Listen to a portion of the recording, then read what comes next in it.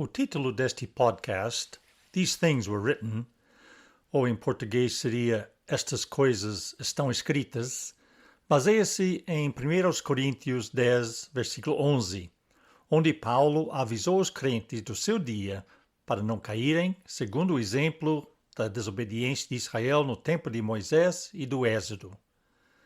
Ele escreveu: Agora estas coisas lhes sobrevieram como figuras e estão escritas para aviso nosso, para quem já são chegados os fins dos séculos. A Bíblia não é uma história abrangente da civilização humana.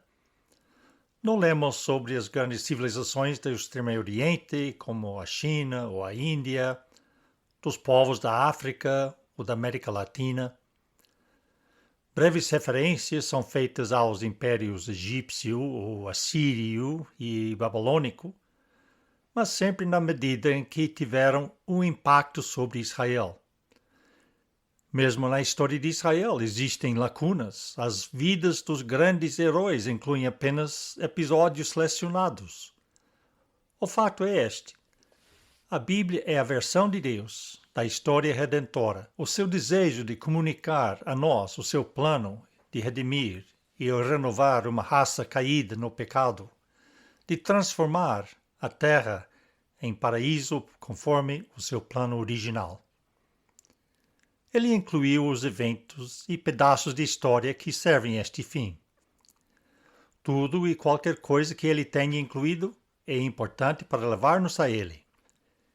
E isso inclui o Antigo Testamento. Agora, há muita gente que diz que não quer ler o Antigo Testamento. Se me pedissem para dizer quais as partes da Bíblia que a maioria das pessoas, mesmo membros de igrejas, evitam ler, eu diria que são o livro do Apocalipse e todo o Antigo Testamento, exceto os Salmos, talvez. O medo seria a principal justificação para não ler o livro do Apocalipse, e a lista de razões para ignorar o Velho Testamento é longa, e não é limitado a estas que dou aqui. No primeiro lugar, pessoas podem dizer: o Velho Testamento está cheio de longas listas de nomes que ninguém consegue pronunciar. É verdade. Muitos destes nomes nunca aparecem em outros lugares do registro bíblico e não fazemos ideia de quem estas pessoas eram. Ocupam lugares em genealogias ou estão incluídos entre pessoas conhecidas pelo seu valor na guerra. Que propósito nos servem hoje? Se nada mais, eles fazem com que lembramos que Deus lembra aqueles que são esquecidos e não significam nada para outras pessoas. E isso aplica-se à grande multidão de pessoas cujos nomes nunca saberemos, exceto talvez na eternidade. A lista dos heróis da fé em Hebreus 11 termina com referências aos inúmeros heróis desconhecidos que também conquistaram pela fé, mesmo à custa da perseguição e da morte. Mas esse grupo também inclui cada um de nós, que, embora desconhecidos e desprezados pelo mundo, somos conhecidos pelo Pai. O bom pastor conhece cada uma das suas ovelhas pelos seus nomes. Por isso, sempre que lê um nome, ou desiste de tentar pronunciá-lo, pare um momento e reflita sobre o fato de esta pessoa ter nascido tal como você. Ele ou ela viveu, trabalhou e sofreu tal como você. A vida dele ou dela era tão real como a sua. Embora mais ninguém saiba deles, Deus sabe. E Deus sabe e preocupa-se com cada um de nós, por mais insignificantes que pareçamos para outros ou para nós mesmos.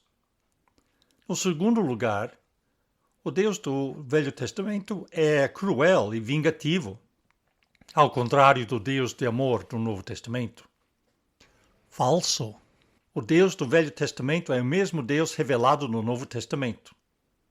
Em ambos ele é justo, em ambos ele é misericordioso, em ambos ele é o mesmo ontem, hoje e para sempre.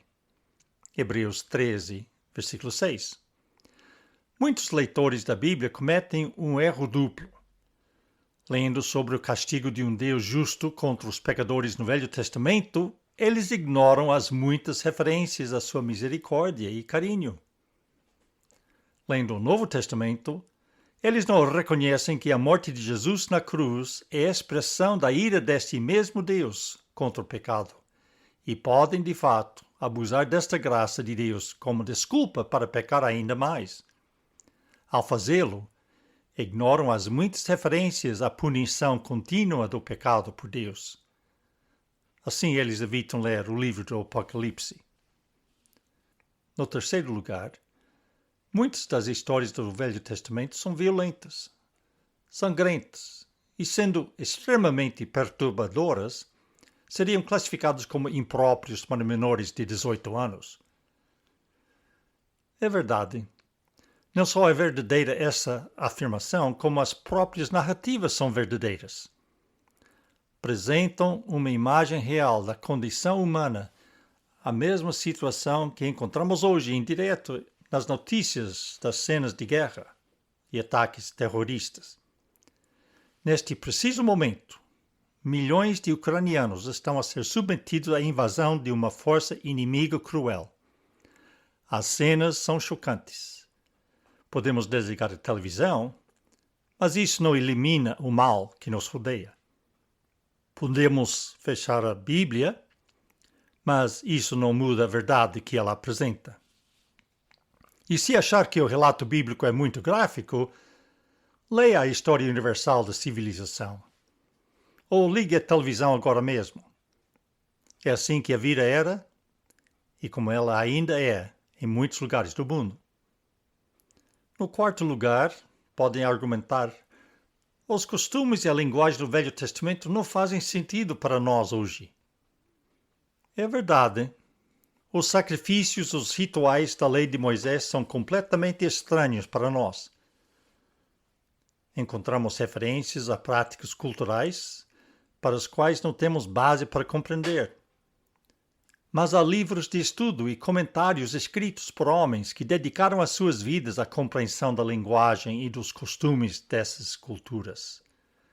Até eles podem discordar entre si sobre a interpretação de algumas passagens, mas a lição que Deus quer que aprendamos não será ofuscada. Não devemos desistir de ler a Bíblia por causa daquilo que não entendemos. Deus vai nos responsabilizar por aquilo que poderíamos ter compreendido, mas que preferimos ignorar.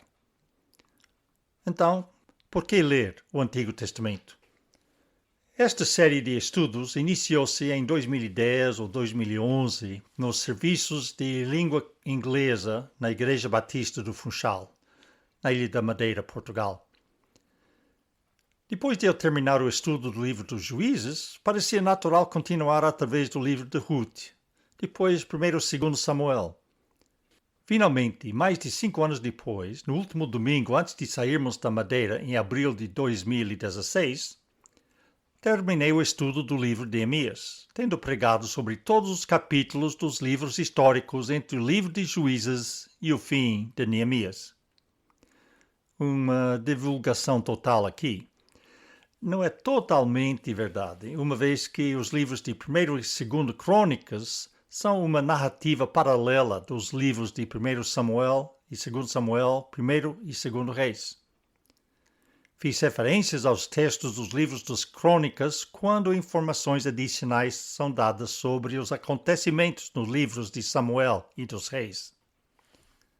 A congregação mudava todos os domingos, salvo o pequeno núcleo de membros locais de língua inglesa. O restante da congregação era composto por turistas, principalmente do Reino Unido, mas a maioria dos países europeus foi representada durante este período. Houve visitantes de lugares longínquos, como as Filipinas ou as Américas, tanto do Norte como do Sul.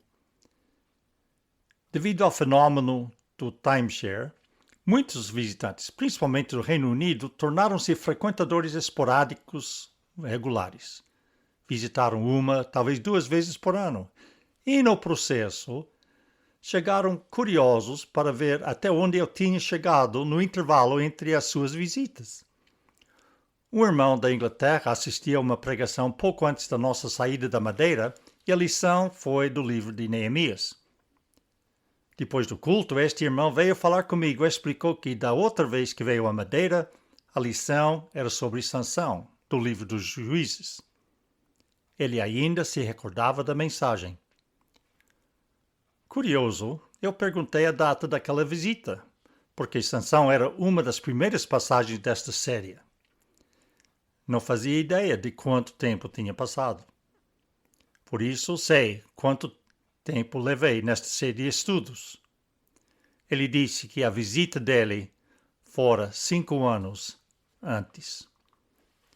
Era comum ouvir comentários como: nunca ouvimos ninguém pregar do Antigo Testamento, ou nunca li o Antigo Testamento. A abordagem expositiva, capítulo a capítulo, significava lidar com passagens que eu preferiria passar por cima. Alguns dos ouvintes presentes nos serviços leram antecipadamente para ver qual seria o texto da semana seguinte. Depois da mensagem, em várias ocasiões conversaram. Pensei, mas que lição proveitosa poderia ser extraída dessa passagem? Outra pergunta comum era: mas tem um esboço do seu sermão? A minha resposta: sim, tenho, mas até eu tenho dificuldade em lê-lo. Para este podcast, vou me referir a quaisquer notas que fiz na altura, se ainda posso encontrá-las, mas cada passagem e mensagem será nova e atual pela graça de Deus. Os pontos apresentados naquela época serão expandidos ou adaptados à medida que o Espírito lidera. Quem sabe, talvez eu tenha aprendido alguma coisa nos anos que se seguiram. Espero que sim. Nunca escrevi os meus sermões e o grau de detalhe das notas que levo ao púlpito varia muito. E uma vez no púlpito, não me sinto preso às minhas notas. Procurei falar do meu coração para os corações da congregação, trazendo à vida as vidas descritas no registro bíblico, o bom e o mal, fazendo uma aplicação a cada um de nós. Neste formato áudio, a gravação em si será expressa numa transcrição, que espero disponibilizar caso alguém a solicite. Afinal, as vidas de homens e mulheres há 3.300 anos atrás eram muito diferentes da vida em nossa sociedade moderna. Mas os sentimentos deles, sua fé, seus destinos, seus desejos, são exatamente aqueles que experimentamos no século XXI.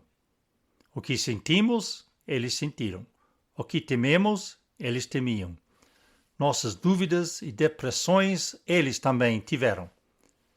As nossas aspirações são apenas os reflexos das esperanças e sonhos deles. Neste podcast, vamos contemplar estes livros históricos que contam histórias extraordinárias sobre pessoas comuns, gente como nós. Estas coisas estão escritas como um aviso para nós, mas também para nos encorajar. Espero que me acompanhe nesta jornada de aprender o que Deus nos ensina através deles.